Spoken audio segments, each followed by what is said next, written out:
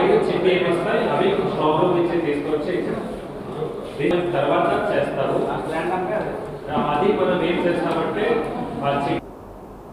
Counting గదిలో including candidates ఆరో పక్కన ఉండవచ్చు, ఏజెంట్స్ ఆ మెష్ అవతల ఉంటారు.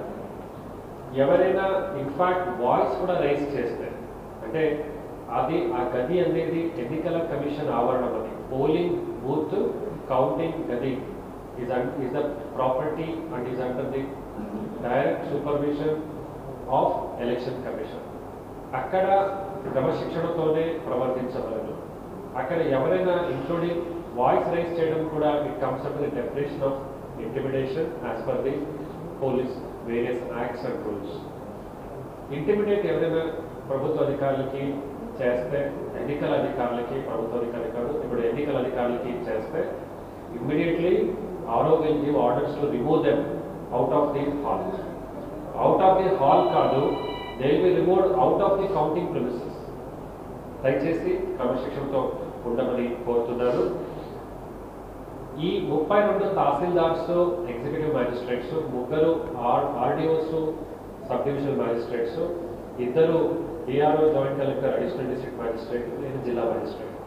దాంతో పాటు కాన్స్టిట్యుయెన్సీకి 8 మంది స్పెషల్ మ్యాజిస్ట్రేట్స్ని డిప్లాయ్ చేశాము. వారు అక్కడున్న కాన్స్టిట్యుయెన్సీ హెడ్ క్వార్టర్ డిఎస్పీ కానీ సిఐతో సమన్వయంతో ఉంటారు. అలాగే జేఎన్టీయు ఆవరణంలో 4 స్పెషల్ మ్యాజిస్ట్రేట్స్ని డిప్లాయ్ చేశాము.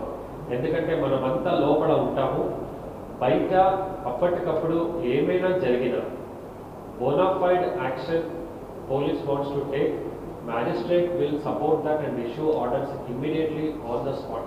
ఆ వెహికల్లోనే పేపర్, పెన్, టైప్ రైటర్ అన్నీ కూడా పెడుతున్నాము. అక్కడికక్కడే ఆర్డర్ ఇష్యూ చేసి అథరైజ్ చేస్తారు. Police will be extremely quick in acting. That is something I want to promise all of you.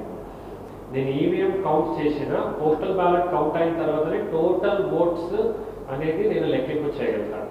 So ఇందులో most all constituencies postal ballot 10th round అయినప్పుడు అయిపోతుంది. మనకు ఉన్నది ఓన్లీ అనంతపురం అర్బన్, ఎందుకంటే 6,866 ఉంది.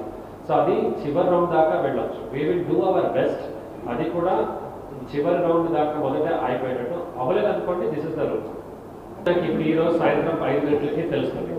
సో కనుక ఏజెంట్స్ అంటే చీఫ్ ఏజెంట్స్, క్యాండిడేట్స్ అందరికీ కూడా నేను తెలియజేశాను. దాని క్రమశిక్షణతో ఉన్న వాళ్ళని నేను ప్రపోజ్ చేయాలని.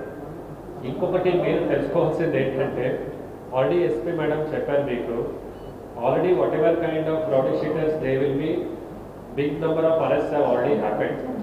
So I'm not forcing that when they are already arrested and gone to jail they can come, but that is the rule position.